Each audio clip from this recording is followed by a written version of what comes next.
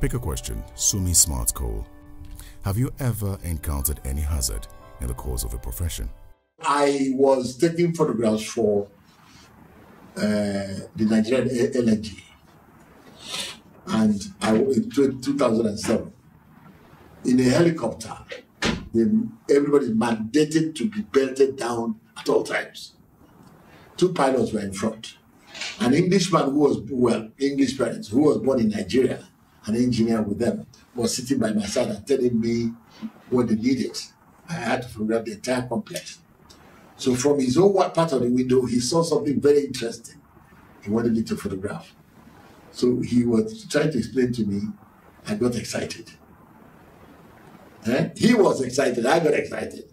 So I unbuckled. In a regular aircraft, you do that. I walk around, right? I unbuckled. There was a jolt. My head, he lifted me, my head hit the ceiling. I landed with this knee. Look from here. You see? Cut here. I have metal there. This is false inside.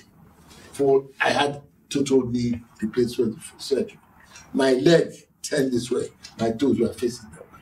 So did that mark the end of your photographic career? No, it didn't. No. All it took was 3 months staying at home and having massage every day, physiotherapy. Only last year, security men around the president pushed me down at a hotel. Last year? Last year. And you are 77 this year? Yes, I was 76 then. So what are you looking for at 76 for running around with the young people? No, I wasn't running around. I was invited to attend Tinubu's, they call Bola Tinubu colloquium on his birthday by somebody from the vice president's office. And I went, but knowing me, I had to hold one camera. They pushed me down. Later, I came back to where I thought I could sit. I collapsed in front of Shego Shoba. He mandated Part to Tommy and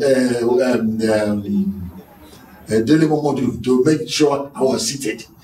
Shego Shoba sees my camera. This man, Okorocha, the governor, left his seat for me to sit down. Come on, you ought to do that. But at the risk of sounding, that's why I get annoyed with this country. At the risk of sounding egotistic, I was the best dressed man in that hall that day. Yeah, but you have always been. No. For them not to say, hey, I told the guy, I said, don't push me, I'm an old man. He said, get out of here, old man. I have children here, men. And the guy turned around to his mate and said, don't let this old man come here again. I ended up He didn't know who you were, did he? They don't know. Who do you know? And they wear monkey suits. Anyway, do you still earn a living now? I don't, because I am on paper director of photography. You are sufficiently... Director of... No. Please. I won't lie. If I lie, God will punish me. It doesn't do that. No. If I lie, say I don't have the one I have, God will take it. Okay. You understand? Any of your children is into photography? My son, Toby, yes. This one here. Yeah. This was when he was in school in America. This graduation day, I really like. You got only one son? I have 2. 2 of them. Okay. He's the first. This one is the second. But for that's the first that I'm wearing tuxedo. So anyway. Can't see any woman in this pictures you have here. Meaning what? This what you see here, photograph here. Is that your wife? I'm not married anymore. You never married? I said I married twice, please. Don't say I never married. I married when I was living in America to a black American woman, 5 years. We had irreconcilable differences. And in America, mandatory for judges to grant the divorce.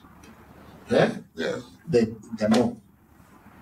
So, is there a third one coming after that? No, certainly. Why? I don't want to die.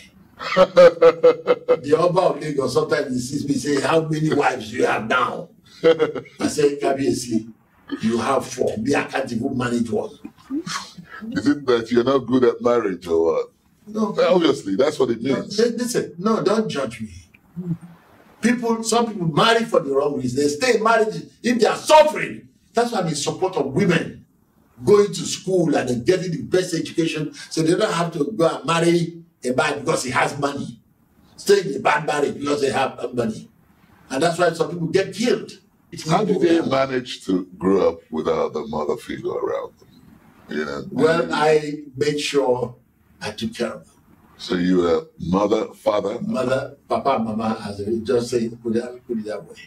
Okay. And they went to their mother every weekend anyway. You have lived in this Yaba for over 50 years. Over 55 years. 55 years. Yes. Why is that so? I mean, you couldn't find somewhere else. First is the best, most central part of Lagos. The best place to live, the only place in Lagos that was really designed. And it was by a black man, an engineer called Nelson Colcrick, J.T. Nelson Colcrick, John Theodore Nelson Colcrick, the paternal great-grandfather of Mrs. Oshibaju.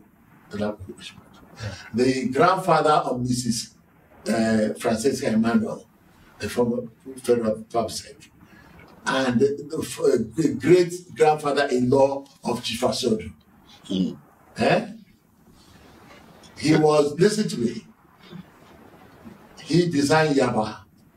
Originally, they were going to call it the Garden City.